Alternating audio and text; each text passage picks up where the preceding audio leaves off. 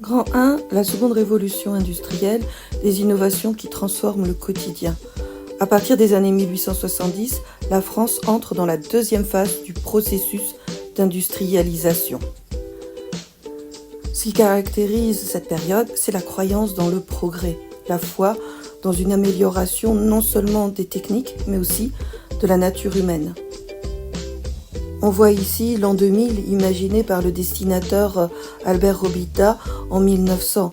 Un monde plein d'engins volants, finalement pas si loin de nos villes de science-fiction que l'on imagine aujourd'hui. Et finalement, la réalité leur donne raison. On a ici le premier salon de l'aéronautique au Grand Palais en 1908 avec les fameux dirigeables et les premiers avions. Les romans comme ceux de Jules Verne, par exemple 5 semaines en ballon en 1863, s'appuient sur toutes ces innovations technologiques et ils entretiennent cette fascination pour cette modernité scientifique. Les progrès technologiques sont réels. Les innovations et les mutations techniques concernent absolument tous les domaines. L'électricité est la nouvelle énergie phare de cette époque. On peut communiquer facilement avec le téléphone.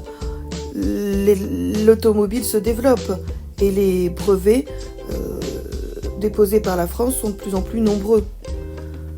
On a ici classé par secteur les différents types d'innovations industrielles en France, dans les transports, dans l'énergie, dans les techniques, dans le textile et dans la médecine. La seconde révolution industrielle, elle repose sur les innovations dans la métallurgie, l'automobile, la chimie et sur l'utilisation de l'électricité et bientôt du pétrole. La transformation du monde rural s'accélère grâce à la mécanisation.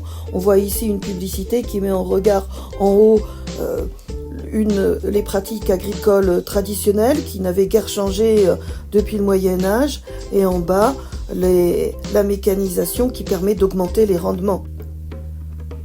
L'industrie chimique se développe et s'applique à l'agriculture, en particulier pour les engrais. Ces engrais sont souvent plus sûrs et plus sains que les engrais traditionnels faits à partir du purin des vaches et des excréments des humains.